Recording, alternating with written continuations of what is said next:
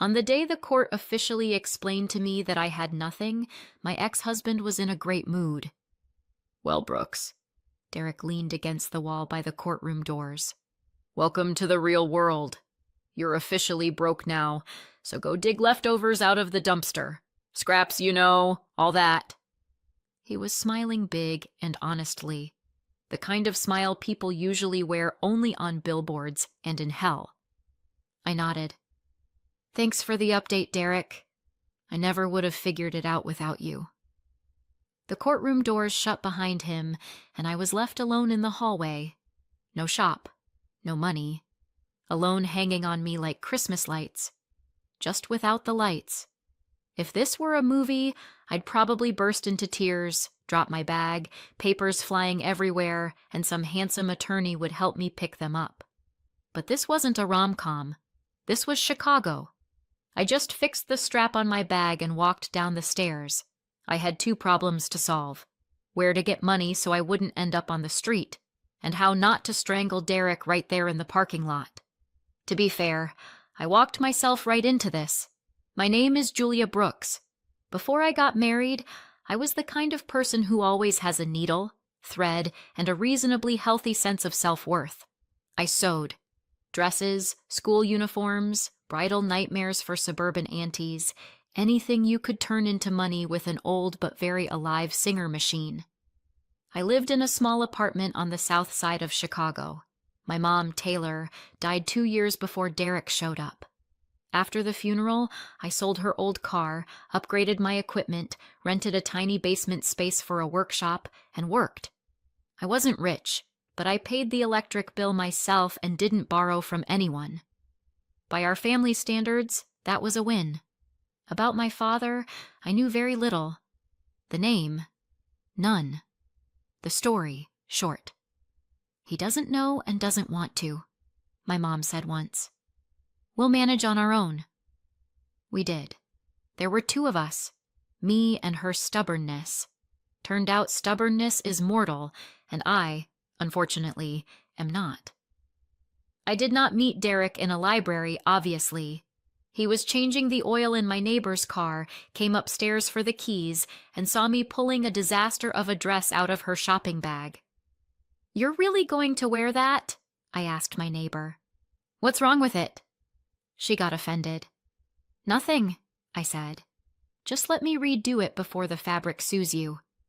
Derek laughed, loud and confident. "You a seamstress?" he asked. "I'm a sewing girl," I said, skipping the part about design and ideas. "I fix things." "Perfect," he said. "I'm a mechanic. I fix metal and people. We're basically a business alliance." I thought he was joking. Turned out he was warning me. He was a typical Chicago working-class guy. Hands in motor oil, broad shoulders, even broader dreams. He owned a small auto repair shop on the edge of town. And by owned, I mean rented bay, a couple of lifts, an old coffee machine, and a mountain of debt. "See this, Jew?" He waved at the rusty garage doors. "Couple of years from now, this'll be a chain. Derek's Auto. I can just feel it." I could feel my feet going numb from the cold, but his enthusiasm was warm and contagious. We started dating. Then I moved in with him. Then came the standard package. White dress, a quick ceremony at the courthouse downtown, a couple of witnesses whose last names I still don't know. At the wedding, Derek gave me flowers and this line: "Now we're a team, Jew. Everything's shared. One life, one business." I got all misty-eyed like an idiot. What I should have asked was, whose name is the business actually under, Derek? Both of ours, or just yours? But I was busy holding flowers and believing. About 6 months into the marriage, he started nudging me toward the next level. "That little basement shop of yours is daycare," he said. "Sell it, sell your apartment, and we'll put everything into the shop. I'll put up a sign. We'll expand, get new equipment. You'll be in the office handling paperwork. Couple of years, we'll be printing money." "And my work? My clients?" I asked, a little unsure. "You'll still sew." He waved it off. "At night, At home, in front of the TV. He squinted at me. What? You don't trust me? Not trusting your husband 6 months into the marriage is like reading the instructions to a blender. It's right, but somehow embarrassing. I sold my apartment, sold the workshop, transferred the money to his account, because it was easier for the bank. A month later, a new sign went up over that gray concrete box. D&A Auto Repair. Why D&A? I asked. Derek and Associates. He winked. You're my main associate. I felt the first little tingle in the area where unicorn horns grow, but I kept quiet. Associate, I truly was. I did the books, answered phones, filled out forms, learned to hate the words tomorrow and discount. I sewed at night, at the corner of our house, which we also bought in his name, so the documents don't get messy. Derek smelled less and less like oil, and more like expensive body spray. Pretty soon, the word Amber appeared in our lives. Who's that? I asked when I saw her name in payroll. New office manager, he said casually. You yourself said you can't keep up alone. I hadn't said that. I'd just once fallen asleep face first on an invoice. Amber was young, flexible, and deeply invested in the shop's success. In tight dresses and heels, obviously. She sat in the office, laughed at his jokes, and her bonus package clearly wasn't just financial. I tried not to be jealous. After all, Derek was my husband. He promised me one life, one business. Apparently both of those could be shared with someone else. The moment I realized this wasn't just paranoia was the night he came home at 2 a.m. He smelled like cheap booze and someone else's perfume. You can recognize that even in the dark. Had a problem, client, he muttered, tripping over the threshold. Did the client have a name? I asked. Amber? He froze for half a second. You're gonna start again? Derek sighed. Jew, I'm working. For us. So you don't have to count every penny. I was already counting. Not pennies, anti-anxiety pills. I actually heard how bad it was from a cab driver. My name's Julia. I attract cab drivers like a magnet. That day I was coming back from the bank, where a woman in glasses politely explained to me that there was no way I was getting a small business loan to expand my sewing because I have... Surprise! No official income.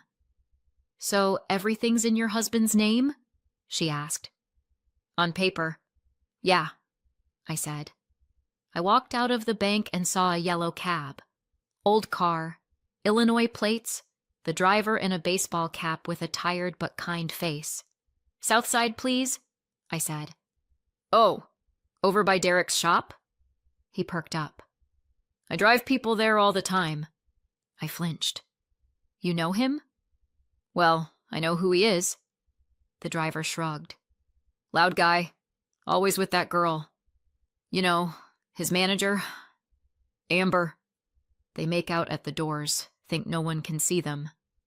He noticed how pale I'd gone. You work with him? You could say that, I said. I live with him. Silence dropped in the car, thick as exhaust. My name's Peter, he said a minute later. But everyone calls me Uncle Pete. If you ever need a ride somewhere, not home, just say so. I nodded, not trusting my voice. A week later, I decided to check. I got to the shop early before opening, used my own keys. The office door was locked from the inside, but I could hear laughter. Amber's laugh, sharp, high, like she was getting paid per giggle. I knocked. Silence. Then a rustle. Something hit the floor. Someone hissed. I opened the door. Short version. Yes, Amber was at work. Derek was too. Half their clothes were taking a break on the chair. I looked at them. They looked at me. Oh, Jew, Derek exhaled. This isn't what you think. No? I asked politely. Then by all means, keep going. I'll think of something else. Amber shrieked, grabbing a folder of invoices to cover herself. I closed the door, walked out to the bays, called Uncle Pete. "Can you pick me up?" I asked. "Sure," he said. "Home?" I looked up at the D&A auto repair sign and finally saw what had been there from day one. Derek and Amber. "No," I said. "Not home." Uncle Pete had a small house on the edge of town, and a mom, Rita, with kind eyes and a habit of baking way too much. "Room's free," she said, when Pete brought me in with one suitcase and a face not suitable for mirrors. "If you want, stay. Pay when you can." "I don't want to impose," I started. "Sweetheart," Rita waved that away. "My cat owns more luggage than you. Come in." They had a little backyard and a screened porch where an old table used to stand. I put my sewing machine there and taped an index card to the door. Custom sewing, Julia Brooks. The first dress I made was for a neighbor girl's prom, dirt cheap. The second, her friend. The third, her friend's friend. 3 months later, I had more orders than nights. I took a small loan from a local credit union. This time the money was in my name. I officially didn't really have a husband anymore anyway. The divorce dragged on like an old elastic waistband. Derek's lawyer was smooth, expensive, and very sure of himself. Mine was a tired legal aid attorney with the eyes of someone who's seen everything and is no longer impressed. "Do you two co-own the business?" I asked him before the hearing. "On paper, no," he said. "The LLC is registered only under Derek's name." "But I gave him all the money!" I almost shouted. "My apartment, my workshop." "Do you have a loan agreement?" he asked calmly. "No, I'm his wife. I trusted him." He just sighed heavily. "Then it looks like a gift to your spouse. I'll try, but don't expect a miracle from this court." There was no miracle. There was Derek, though, as confident as ever. A couple of months before the divorce, he'd opened a new company in Amber's name, moved over the equipment, client base, and lease contract. The old company in his name was now an empty shell with debts. In court, his lawyer spread his hands. "Your Honor, there's essentially no marital property to divide. Only the outstanding loan, which is solely under Mrs. Brooks' name. Mr. Brooks himself is barely staying afloat." I listened and thought that if hypocrisy could be bottled, this man would be a billionaire. The judge tapped the gavel. "So," he said, "Mrs. Brooks remains responsible for the loan. No divisible assets have been identified." Derek's smile just got wider. That's how we got to his little dumpster speech. I walked out of the courthouse. It was hot and humid. One of those Chicago days when the asphalt smells like rubber and the air smells like other people's sweat. I didn't want to go home. Home meant Uncle Pete and Rita and their cookies and sympathy. I was not ready for warm words. I wanted something quiet without people. I walked to the nearest park, sat on a bench, bought a flimsy plastic cup of coffee from the kiosk. The kind of coffee that hates everyone and is ready to burn each person personally. I watched kids run around, a dog chasing a frisbee, a woman in a business suit fighting with someone over the phone. I just started to think that life, sure, is a horrible thing, but at least the free circus around me. And then an older woman sat down on the other end of my bench. She was the kind of woman you spot instantly. Neat haircut, expensive suit, sensible flats that were clearly not from the clearance rack. Silk scarf. A bag my loan would be ashamed to stand next to. She exhaled and shut her eyes. Her hand trembled, and her purse almost slipped off her arm. "You okay?" I asked automatically. "It's just the heat," she said. Her voice wavered. "And age, very inconvenient combination. Want some water?" I handed her my bottle. She took it, took a couple of sips. "Thank you," she nodded. "I'm Margaret." "Julia," I said. "Do you Come here often? She asked. Today's my first day here as an unemployed person, I answered honestly. Margaret looked closer. She had that look of someone used to evaluating people as assets. Are you worth dealing with, or should I just call my lawyer? Rough day? She asked politely.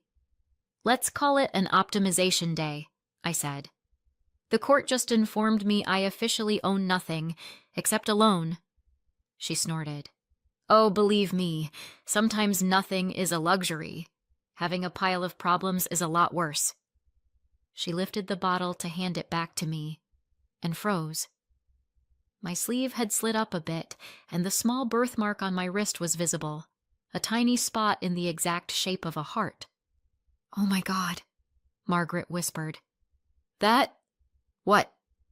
I automatically covered my wrist. It's just a birthmark. She stared at it like I'd pulled a grenade out of my bag. Sorry, she said finally. It's just, my son had the same one, in the same place. I tried to smile. I have a few things in common with my ex-husband too, I said. For example, we used to have the same last name in the documents while sharing 0 assets. She didn't smile. She kept looking at my hand, then quietly asked, Your mother, what was her name? Taylor, I said. Taylor Brooks. Before that, she didn't like talking about her last name. She grew up in foster care. In which state? Illinois. Then she got a scholarship, went to college, met some rich kid, got pregnant. He freaked out. I shrugged. The usual. She walked away and didn't tell anyone anything.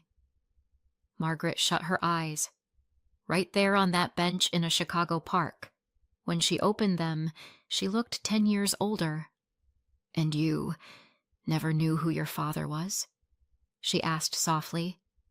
Honestly, I didn't want to know, I said. If the guy once chose, I don't want this, why would I give him a second shot? She nodded, slowly. Then she pulled herself together, put on some kind of familiar businesswoman mask. Julia, you said you're unemployed? I'm a seamstress, I clarified. Right now, without a workshop. But the machine's alive, so I guess I am too. Do you give out business cards? I snorted. I ran out of cards, but I do have a pen and a receipt. I wrote my name and number on the back of the kiosk receipt and handed it to her. Here, in case your wardrobe also needs optimizing. Margaret took the scrap of paper carefully with 2 fingers, like it was thin ice. Thank you, Julia, she said. I may really need your help. I found out who she was a couple of days later. My phone rang just as I was fixing a zipper on a dress, and Rita's cat was trying to steal my pins. Ms. Brooks? A man's voice asked. This is the secretary for Ms. Margaret Harlow. She'd like to invite you over for a fitting. I looked around at my makeshift porch studio and at the dress hanging above the microwave. Ms. Harlow is who? I asked carefully. Harlow Group. Real estate construction. The voice clearly assumed that not knowing them in Chicago is like not knowing it snows in winter. Would tomorrow at 3 work for you? I glanced out the window. Uncle Pete was bent over his car again. 3 works, I said. Margaret Harlow's mansion sat in one of those quiet, 2-green neighborhoods where the grass is trimmed better than the bangs I cut. At the gate, a security guard named Sam and a huge dog that looked like a small bus met me. He doesn't bite? I checked as the dog sniffed my bag. Only if you're the IRS, Sam said dryly. His name's Kraken. Perfect. I'm broke. And the rich lady's dog is named after a sea monster. The symbolism writes itself. Inside, the house looked the way heaven probably looks for interior designers. High ceilings, art, rugs, chandeliers, staircases designed to make you feel underdressed. Margaret was waiting in the living room. Different suit, different scarf, same eyes. Julia, she nodded. Thank you for coming. There was a dress on the coffee table.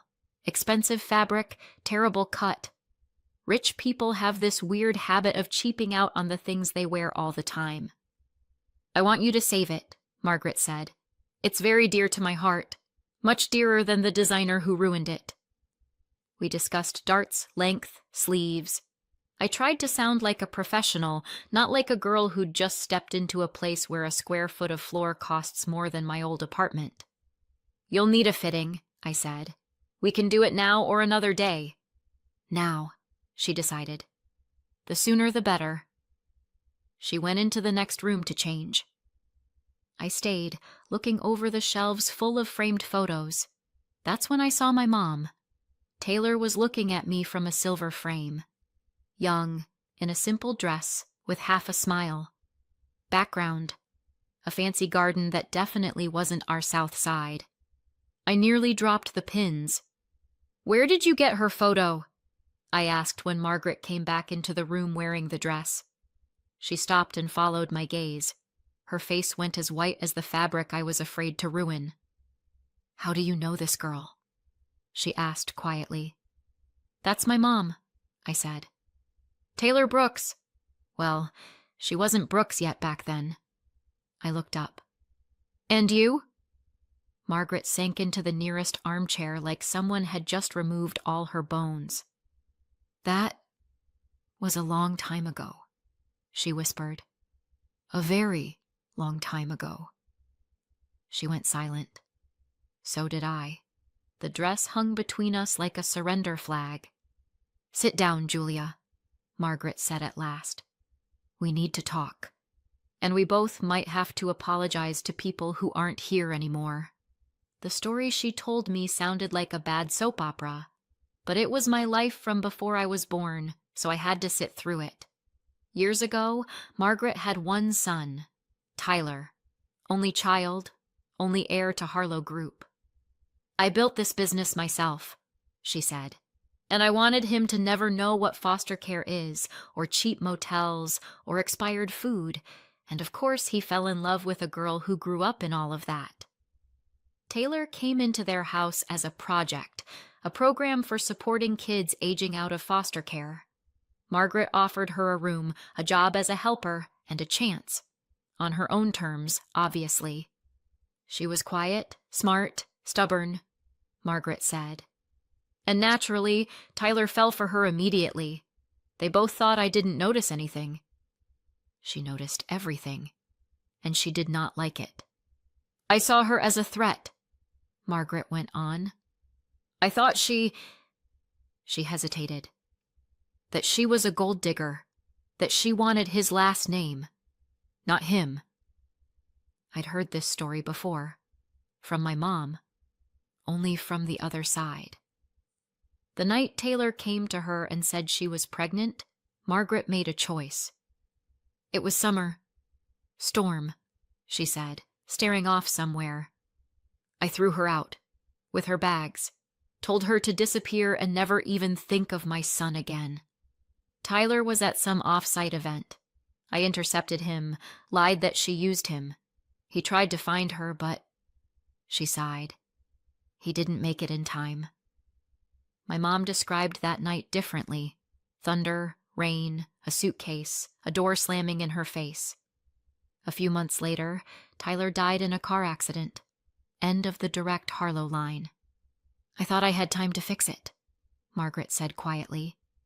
God turned out to be busy with other things. Taylor left, changed her last name, moved, had me. Never crossed paths with the Harlow world again. Margaret spent years looking for the child, paid private investigators, met girls with photos and tragic stories. Each one wanted a chance. Or money. None of them were your mother, Margaret said. But I kept looking. Until one day, I decided maybe this was punishment. For that night. She glanced at my birthmark, at the photo, at me. And then I met a girl in the park who looked just like Taylor in her 20s, with the same birthmark, and I heard her name. I said nothing. Sometimes words are too cheap a tool. Julia, Margaret said finally. If you want to walk out right now, walk. You don't owe me anything. I made way too many wrong choices to have the right to another chance. So, I said slowly, you threw my pregnant mother out into the street. She grew up in foster care, killed herself working just to survive, then dragged me up alone. Your son, my father, I guess, died without ever knowing I exist. Yes, Margaret said. That's about right. And all this time you've been searching for me, sometimes handing money to scammers? Yes, I exhaled. You know, if someone told me this story in a Walmart parking lot, I'd assume it's a scam. I can do a DNA test, she said quietly. If you want. I looked at my mom's photo, at my reflection in the glass, at my birthmark. Let's do it, I said. Not because I don't believe you. I just want at least one thing in this story to be correct on paper. The DNA test took a week and gave us what was already obvious, 99.99% match. Margaret Harlow was my biological grandmother. Her son Tyler, my father. My life wasn't a random glitch. It was the result of one very specific scandal. I'm sorry, she said when we got the results. I can't bring your mother back. I can't give you your father, but I can at least not make the same mistakes again. I'm afraid repeating them would be tough, I said. I'm not pregnant by your son. He's dead. And you're not the woman who kicks pregnant girls out into the rain anymore. She gave a small, sad smile. I'm still that woman, Julia. I just can't afford rain like that anymore. She did something I didn't expect. I want you in Harlow Group, Margaret said. Not as some girl I'm helping, as my heir and partner. You're talented, smart, and you know how to work. That's first. Second, I never wanted my business to go to strangers. She looked me over carefully. And third, honestly, it pisses me off that my granddaughter is stuck with a loan because she trusted an idiot. That at least I can fix. Within a month, my loan was paid off. Within 3, I had a small but very real studio in a good neighborhood with a sign, Julia Brooks Atelier, by Harlow Group. 6 months later, I was sitting in conference rooms with lawyers and accountants, hearing words like share, equity, valuation, and understanding at least half. Margaret was not some sentimental cereal commercial grandma. Don't think I'm doing you a favor, she said. You're useful to me too. Otherwise, all this goes to people who don't even know which end of a needle is sharp. That was her weird version of love. I was learning to take it. Alex came along almost casually. This is Alex. Margaret introduced him at one meeting. An investor, and possibly the person who'll teach you not to be afraid of numbers. He wasn't a mechanic, already a plus. He didn't promise me one life, one business. He showed me spreadsheets and asked questions that didn't make me cry. They made me want to Google things. We worked together, then we started getting coffee, then we stopped pretending it was just work. I can't promise I'll never disappoint you, Alex said bluntly. But I can promise that if I decide to act like an ass, I'll tell you first, and then my lawyer. Best marriage proposal I'd ever heard. We had a simple wedding, no fireworks, a small party with people who actually know my middle name. A year later, we had a son. What do we call him? Alex asked, while I, wrecked and happy, held a tiny bundle. I looked over at Margaret. She was standing by the hospital window, gripping the frame like it was the only thing keeping her upright. Tyler, I said. Let at least one Tyler in this family grow up knowing he has a dad who didn't run. Margaret turned away, pretending to watch the parking lot. Really, she was watching her mistakes melt away in that tiny pink face. I didn't think about Derek much. Almost. Bits of news floated by on their own.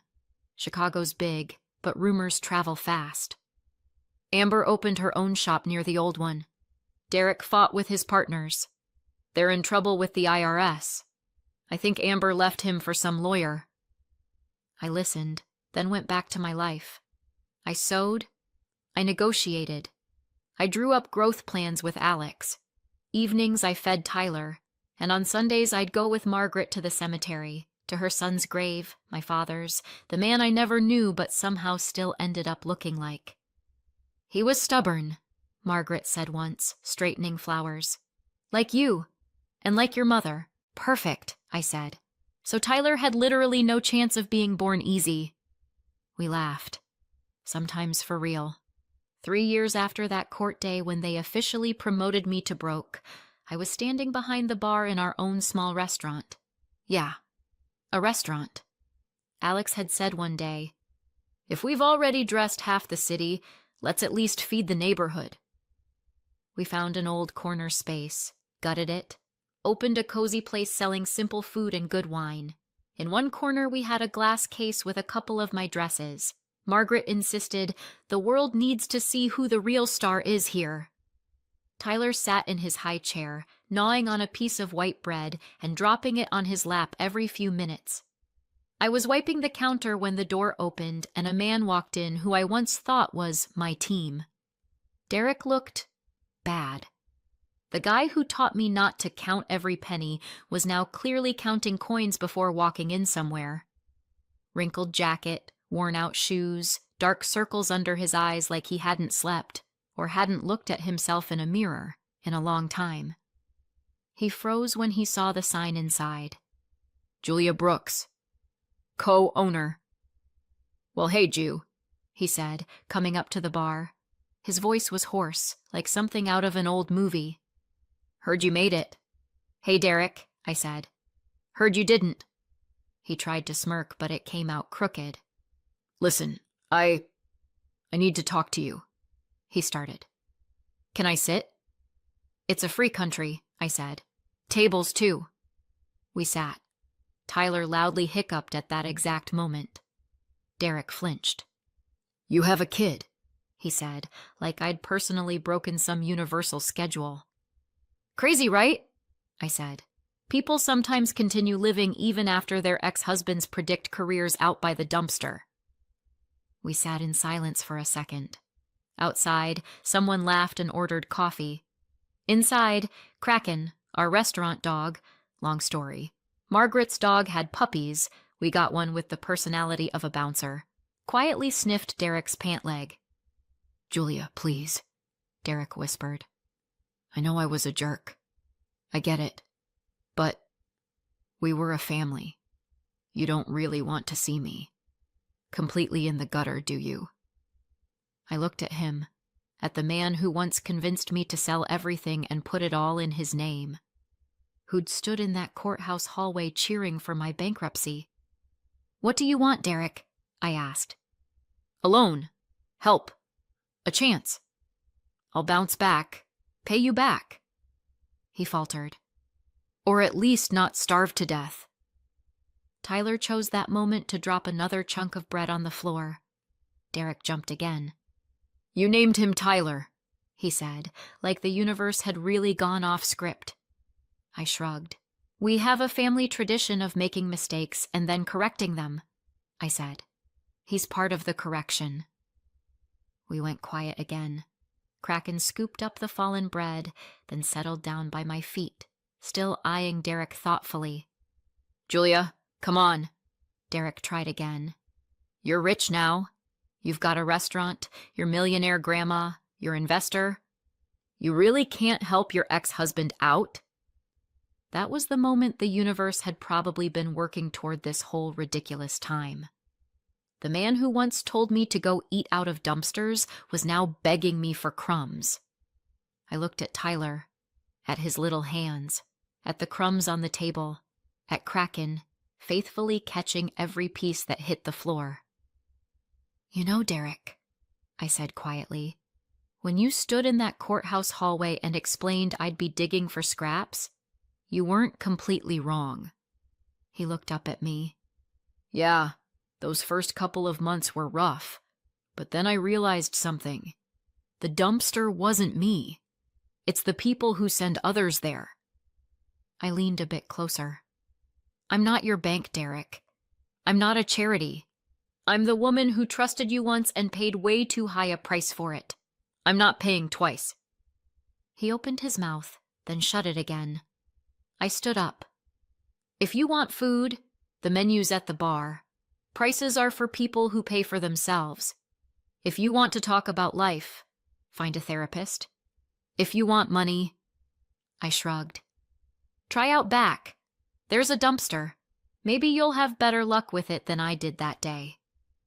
Kraken gave a soft bark, like he agreed. I picked Tyler up. He snuggled into my neck, warm and heavy. Alex waved at me from the end of the bar, just finishing a call with a supplier. "Everything okay?" he asked when I walked over. "Yeah," I said. "The past tried to take out a loan. I declined." He smiled. Margaret, sitting at a corner table with a glass of white, looked up and gave me the slightest nod. I walked past Derek without looking back.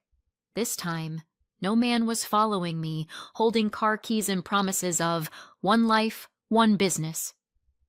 I already had my own life, my own business, my own kid, and not a single dumpster on my way. Thank you so much for watching. If you enjoyed this story, please subscribe, hit the like button, and leave a comment. See you in the next video.